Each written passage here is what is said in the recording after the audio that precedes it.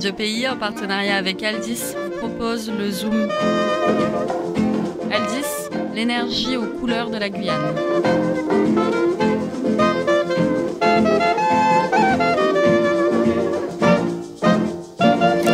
Salut à tous, chers auditeurs et auditrices de Radio Pays, j'espère que vous allez bien. Ce matin, avant d'aborder la science, je vous propose de commencer avec un petit exercice de philo. Est-ce que vous connaissez le paradoxe du navire de Thésée ? Le bateau de Thésée était exposé dans un musée.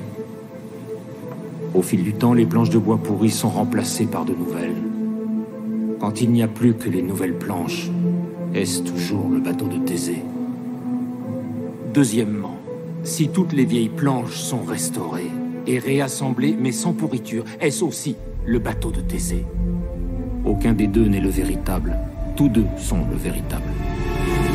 Vous l'avez peut-être compris, tout le dilemme de cet exercice de pensée est de parvenir à justifier la nature même de l'identité, ici d'un objet. Qu'est-ce qu'il se passerait si on essayait d'appliquer la même réflexion à un être vivant ?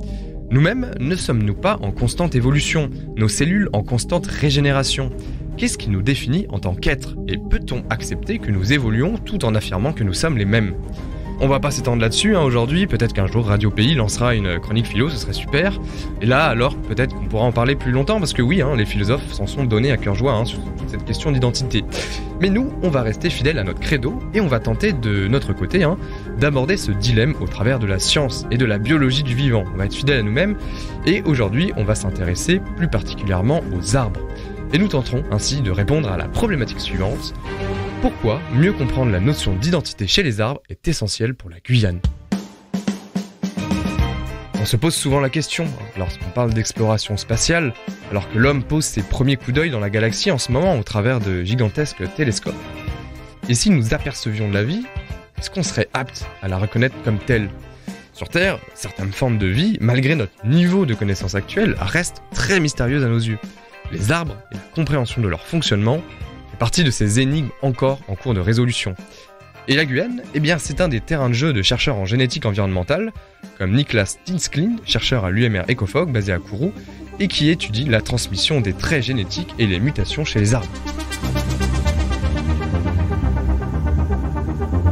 L'un des champs d'investigation de ces travaux à Niklas, c'est parfois dans des cadres d'application vraiment directs, concrets, comme dans le cadre d'un projet d'étude sur les marqueurs génétiques des arbres dans l'objectif d'essayer de réduire le commerce illégal du bois, qui représenterait, pour l'information, environ 50% du bois exploité sur les territoires amazoniens. Et petite anecdote, en travaillant sur une essence de bois, Niklas et d'autres chercheurs se sont rendus compte qu'au sein de populations d'arbres similaires exploitées, c'était en fait entre 5 et 6 espèces qui cohabitaient réellement. Pourtant commercialisé sous le même nom, un nom inexact donc, ce qui a impacté la politique de gestion et de protection des arbres sur ces espaces, certaines espèces d'arbres étant des espèces beaucoup plus rares et donc forcément plus protégées. Un résultat qui n'était donc pas vraiment recherché, mais qui a démontré aux chercheurs et aux décideurs l'importance de mieux comprendre et d'étudier davantage ces formes de vie complexes que sont les arbres. Complexes et très différentes des formes de vie animales, notamment en ce qui concerne leur mutation.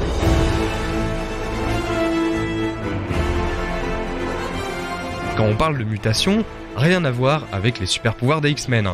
Les mutations, dans le sens génétique, c'est une modification de la base de l'allèle d'origine, de l'ADN de l'arbre.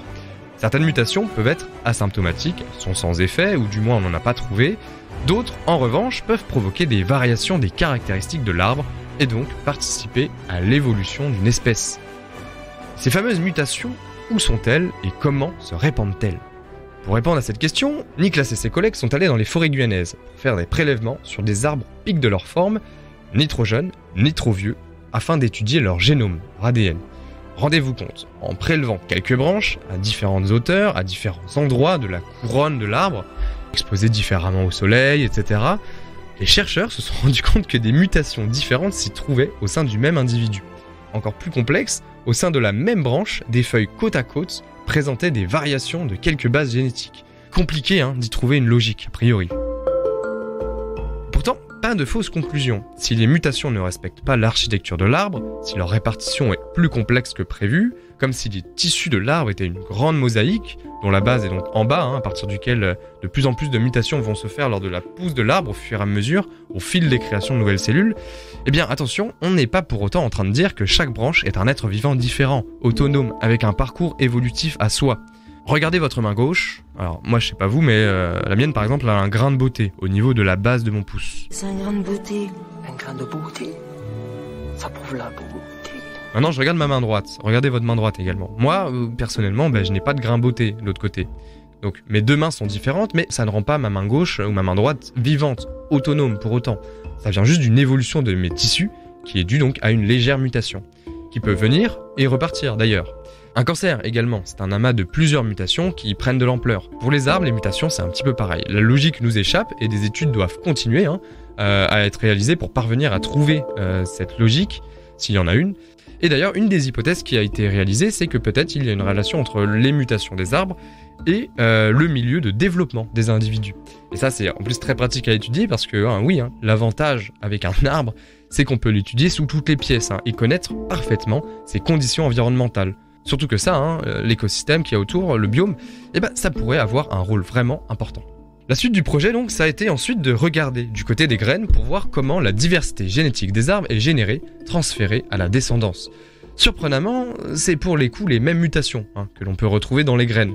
Avant, on pensait que la principale source de mutation et donc de diversité génétique venait de l'étape de division de l'ADN, ce qu'on appelle la méiose, au moment de la formation des tissus reproductifs. Et il semblerait donc, finalement, que les mutations qui s'accumulent au fil de la vie des arbres aient une chance d'être transmises dans les graines et donc de jouer un rôle important comme source de variation génétique, de diversité qui est si importante à la vie et à son adaptation. L'évolution a forgé la totalité de la vie consciente présente sur cette planète au moyen d'un seul outil, c'est l'erreur. Une fois encore, donc, les chercheurs nous permettent de mieux comprendre le monde qui nous entoure, et dans le cas des arbres en Guyane, ça apparaît un peu comme essentiel, non ? Enfin, je veux dire, 95% du territoire est recouvert de ces êtres vivants complexes, à la diversité génétique immense et aux services écosystémiques variés. Et oui, parce que si les arbres, de par leur simple présence, représentent déjà un bon point dans la lutte pour le climat, les enjeux de la société guyanaise, par exemple la nécessité d'autonomie alimentaire et énergétique, font des travaux des chercheurs un levier pour répondre à ces priorités. La protection donc des écosystèmes forestiers et l'amélioration des connaissances qu'on a sur eux pourront permettre, comme dans des cas comme celui évoqué en début de chronique, d'améliorer l'utilisation qu'on a et donc de mieux valoriser le territoire grâce à ces arbres. Et je pense par exemple à ce projet autour des bois de rose qui s'est penché il y a peu sur la génétique de ces arbres protégés dans l'objectif d'améliorer les rendements des arbres de plantation. Voilà, chers auditeurs et auditrices de Radio Pays, j'espère vous avoir donné envie d'en apprendre plus.